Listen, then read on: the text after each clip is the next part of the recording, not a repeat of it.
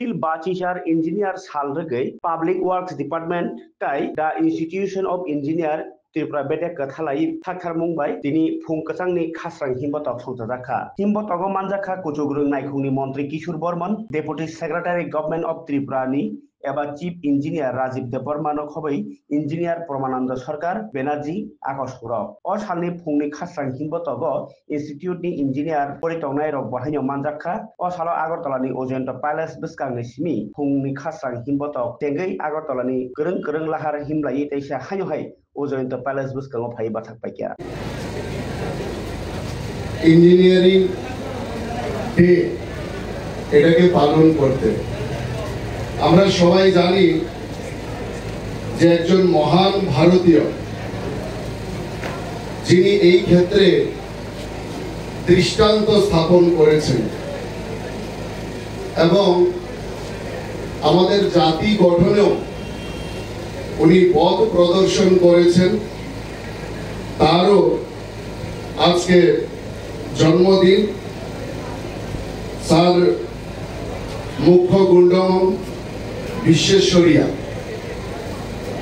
তার জন্মদিনকে কেন্দ্র করেই আমাদের এই ভারতবর্ষে তাকে শ্রদ্ধা জানিয়ে এই দিনটাকে জাতীয় ইঞ্জিনিয়ার দিবস হিসাবে আমরা পালন করি।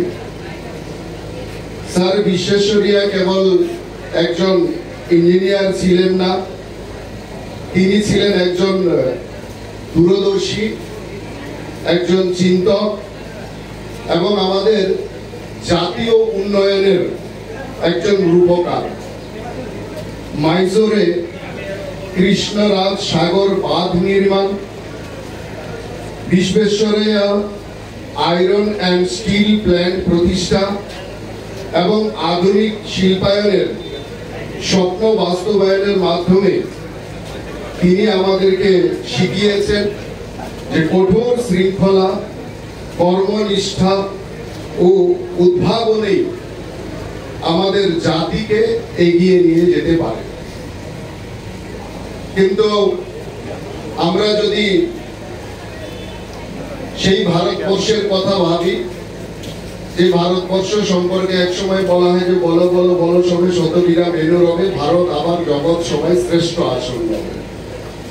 ভারত যখন জগৎ সবাই শ্রেষ্ঠ আসলে অলঙ্কৃত ছিল, সেই সময়েও কিন্তু আমরা এই দিকে কিন্তু আমরা পিছিয়ে ছিলাম না।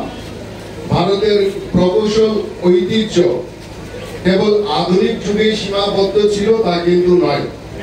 আমাদের হাজার হাজার বছর আগে আমাদের সিন্ধু সভ্যতার যে নগর পরিকল্পনা, আমাদের সেখানকার নিখুঁত যে ড্রেনেজ সিস্টেম, মহেঞ্জোদারো এবং হরপ্পার যে স্থাপত্য, সেইগুলো কিন্তু আমাদের দেখিয়েছে যে কিভাবে প্রাচীন ভারত প্রকৌশলে বিশ্বকে পথ দেখিয়েছিল। সেরকম আমরা পৌরাণিক কাহিনীর দিকেও যদি আমরা একটু নজর দিই, সেখানেও কিন্তু প্রকৌশলীরা ছিলেন কিংবদন্তি। দেবশিল্পী বিশ্বকর্মা নির্মাণ করেছিলেন ইন্দ্রলোক, লঙ্কাপুরী এবং ইন্দ্রপ্রস্থ, যাকে প্রথম ইঞ্জিনিয়ার হিসাবে আমরা জানি। এছাড়া মায়া দানব আরেকজন ইঞ্জিনিয়ার, তিনি গড়েছিলেন মায়া সভা এবং সোনার লঙ্কা।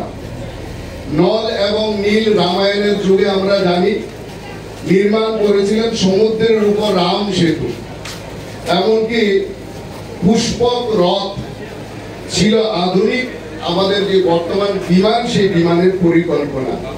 সুতরাং এইসব প্রমাণ করে যে আমাদের ভারতবর্ষ শুধু আজ নয়, প্রকৌশল বিদ্যার যে শিকড় এবং ঐতিহ্য, তার কল্পনা ও বাস্তবায়তার সমন্বয়ে